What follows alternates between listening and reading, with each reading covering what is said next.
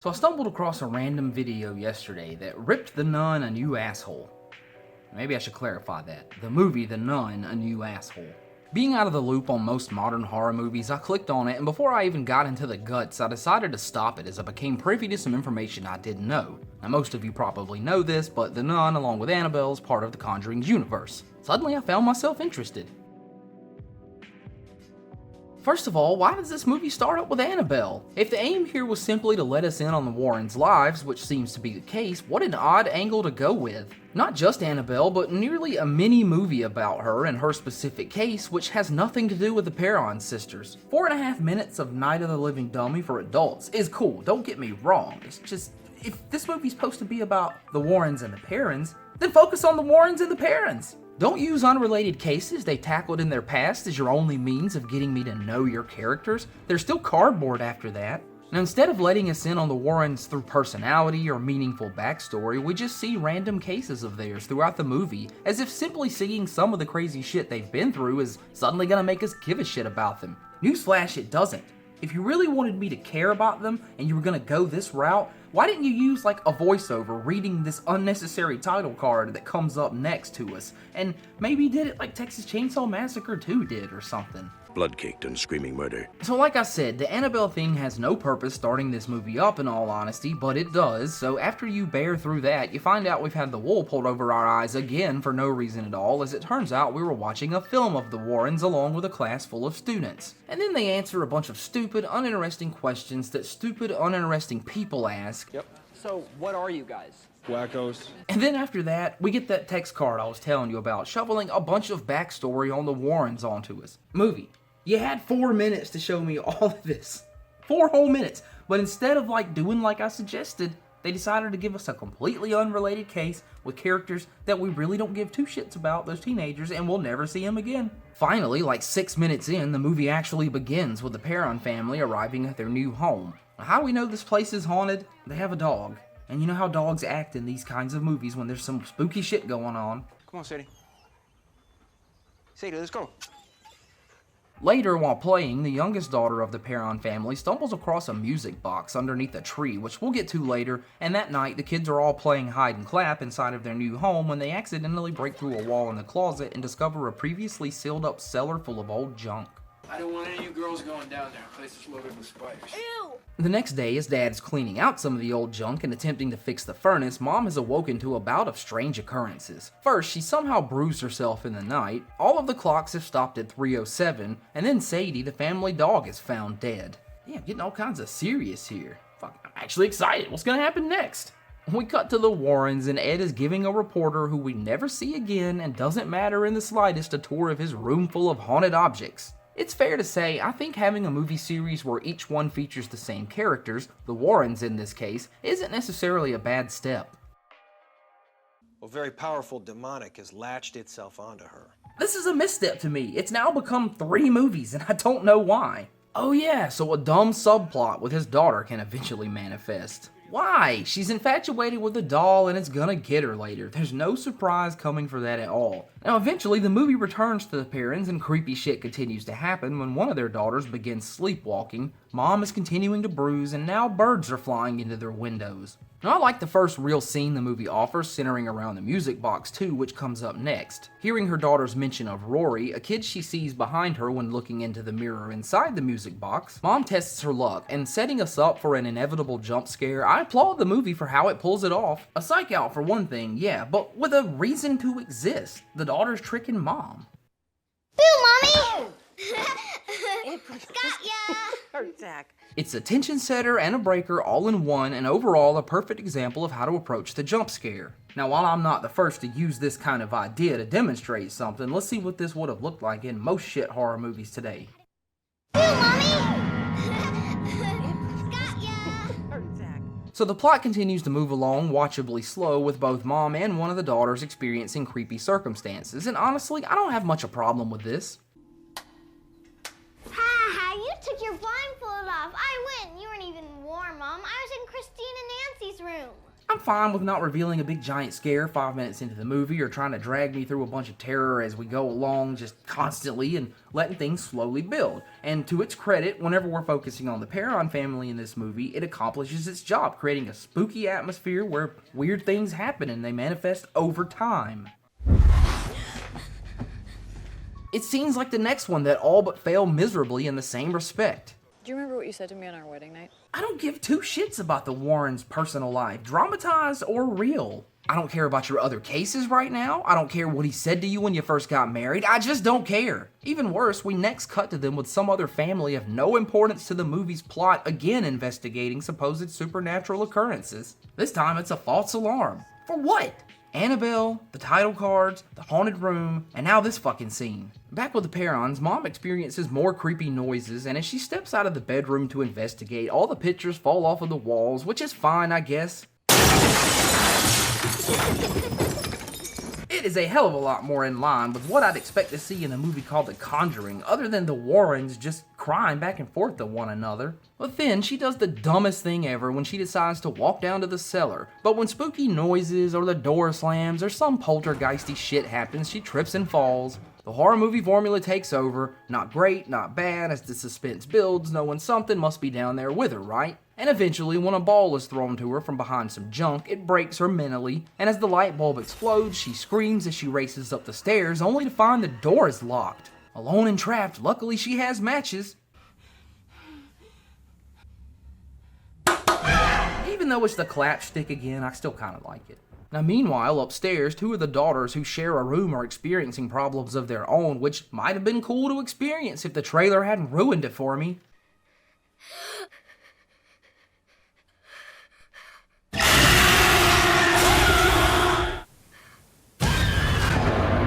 I really don't watch too many trailers these days. So Dad arrives home at this magical moment, confused as all hell as to what's going on, rescuing Mom from the cellar and the girls from their bedroom, and before we get to see him try and make sense of anything, we cut back to the Warrens, showing another film to another class, which I'd tell you doesn't really matter, but apparently it does, because from what I understand, this dude that's in this video is in another one of the sequels or some stupid shit like that. Whatever, the only other reason this scene matters is because now Mom is one of the attendants listening passionately to the Warrens' testimony. Now after their conference, she manages to convince them to visit her home. Good, at least now they won't be cutting back and forth between the two's story.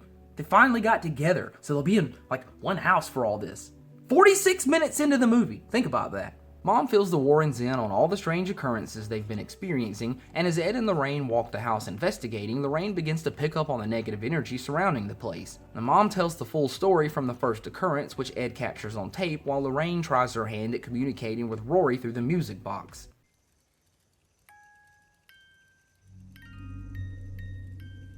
You knew it was coming though, so what's the fun in it? Heading outside, we get another great scene that the trailer ruined when Lorraine sees the body of an old witch who hanged herself from the tree she and Ed stand beneath. What is it? Now, having a table meeting with the family, Dad reveals to the Warrens that they acquired this house at a steal from the bank with no prior knowledge as to who owned or lived here. Ed puts forth the idea that the only thing that might help them is to have a cleansing performed on the house, and Lorraine reveals why. I thought that was something that you do to people. Oh, don't worry, movie, you'll get your wannabe exorcist moment. Lorraine describes to them all the visions she's seen since her arrival and how the entity is attached to the family. Let's see, how do they put it? Sometimes when you get haunted, it's like stepping on gum. You take it with you. I don't know if that's good writing or bad writing, honestly. Now, later, when playing back the tape, Ed discovers Lorraine's voice mysteriously wasn't captured, only his questions that he asked her. Oh my god, and this is where the movie irritated the piss out of me. All this time, I've been wondering what the story was here. What's the deal with the music box? Who is Rory? When and how did this house come to be? All those questions are answered in this movie, so what's there to be angry about? Because they blow the whole goddamn load, right here, right now, in just a long-winded speech from Lorraine. Like a goddamn machine gun, she starts firing off round after round of exposition bullets. It was built in 1863 by a man named related to Marytown Esty. She's one of the women accused of witchcraft in Salem. 7 days old, Judson caught her sacrificing it, and death was pronounced at 3:07 in the morning. Well, that explains a few things. And just when you think it's over, maybe you can fucking catch a breath of fresh air, she keeps going. Her last name's Walker. She lived there in the 30s. She had a boy named Rory who... So what was the original 200-acre farm has since worked as a maid in a neighboring home. She committed suicide too. Mystery blown! Doggone it. You know, so later when the ghost bitch is all... What she made me do. Yeah, I know. Lorraine told me all about it. I don't get to anticipate, wonder, fantasize about what she did. I already know. So what the hell is the rest of this movie's point? Oh, I'll get to that. Now, as cameras and general ghost-busting equipment of the time, whatever the hell that consisted of, is set up all around inside the house and outside the house, Lorraine shares a moment with Mom when she touches a picture of her and the kids. Oh my god, I hate this scene because of what it leads to later. Best scene of the movie? When they think a damn ghost is opening the door and it's the cop who was chilling there with them for some reason or another. I should have stuck that shit in the trailer. Would have felt like a scary movie. What? I had to go. Now, eventually, when the door really does open on its own, they head down to the cellar to investigate. And nothing happens. So they head back upstairs and... nothing happens. Officer Not Hopper is acting all tough and everyone else is acting like a family now. Not Will Arnett and not Nell have a moment. Who cares? Something cool happens with the sheets though.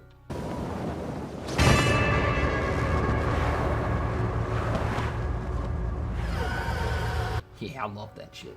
Now, racing upstairs, she just misses the possession of Mom, and as Dad returns home with the kids, a boring scene ensues with the two bonding. Ugh, everybody gets to have a moment in these movies. I don't even feel like summarizing this, really, but here we go. Lorraine almost got possessed the last time she assisted in an exorcism, and Ed doesn't want her doing this kind of thing anymore because he's scared he'll lose her. So now I'm supposed to give a shit about their relationship in this horror movie, while at the same time he recognizes how her gift is too great for him to decide whether or not she should use it.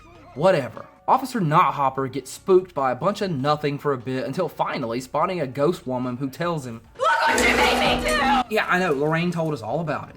Either way, he gets the crap scared out of him with a jump scare that sucks compared to the earlier one, alerting Ed and the family as the cameras begin flashing all around. Now, following Cindy, who sleepwalks her way upstairs, the door locking behind her, the men eventually break through and find her cowering in a hole in the wall behind the cabinet she was sleepwalking to earlier. She's rescued, and Lorraine discovers the music box has a place among the trinkets and oddities stashed away in here, and also discovers an old rope surely used to hang one of the women. Now she falls through the floor, all the way to the cellar, doesn't seem to break any limbs or suffer any major damage, all while holding on to that music box. In the most believable series of events I've ever heard of. Now, using the music box, she spies another ghost, and then another jump scare awaits when a body falls and causes her to run up the cellar stairs, which is immediately where Ed should have went when he realized she fell as far as you could in this house. And she busts up out of the cellar, and apparently, somewhere down there, she found another machine gun because she starts firing off exposition bullets again. She possessed the mother to kill the child. She visits Carolyn every night. That's what the bruise marks are. She's feeding off of her. Now the spirit is really pissed off and dragging one of the daughters around by her hair until Lorraine cuts it off. As if the movie hasn't jammed enough meaningless shit down my throat at this point, Lorraine has some kind of vision where she sees her daughter floating all dead in the water, so she has to get on the phone and call home to check on her, and guess what? Everything's fine, but it really isn't.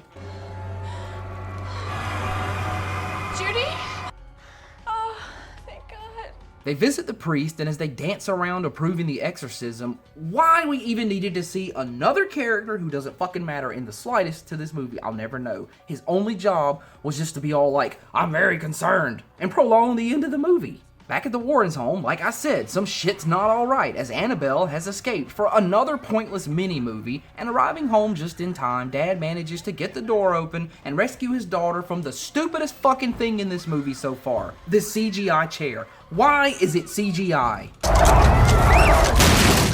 A real chair being thrown and not breaking apart with regular old force by itself would have been way scarier and more believable to me than however fucking long and however fucking many people it took for you to sit and CGI this chair. Now worried, Ed phones the Perron family, who have settled into a hotel for the night. Everyone but Mom, it seems, who has kidnapped one of the daughters and went back to the house, so Ed and Lorraine have another pointless moment. I can't lose you. Oh my god, who the hell cares? Eventually, everyone's at the house again. The Warrens, the Perron, the cop for whatever reason, and securing Mom to a chair. It takes basically fucking forever for Ed to be all, "Oh, I can do it. I have to do the exorcism, but I've never done it before. And Lorraine is all, I believe in you, honey. You can totally do it. And then, because I can't bear to faithfully make my way through the rest of this, let me just tell you my final fucking problem with this movie. You can't give in! We need to get her to fight from the inside! Don't let her do this to you, okay? Don't let this thing do this. You gotta fight it. It turns into the lamest fucking cliche of them all. Fight it! You can fight it! Remember that day at the beach? I need you to remember them! Oh my god. How anybody thought this was a good ending. It's fucking oil and water to me. We had somewhat of a scary idea throughout most of this movie with the parents' individual case. And then it just went and shat all over me with useless drama about the Warrens' personal lives, 4 or 5 other fucking cases that were only set up so they could try and take idiots' money in the future. I don't fucking know why. Either pick a fucking ghost story or pick an exorcism story, because as much as they can work together, oh my god, this movie barely got that right, because like I said, it tried to squeeze 5 or 6 or 7 other things into the mix, and I cannot understand why. Maybe when I look at the other movies, this shit'll fall back together into pieces, but the mark of a good movie to me is one that can stand alone, on its own, and make you want to see more, set you up for a sequel, or a universe, or anything like that. And as much as this movie seems to be not revered, but a lot of people seem to like it, I've seen good reviews on it, like, I have problems with it.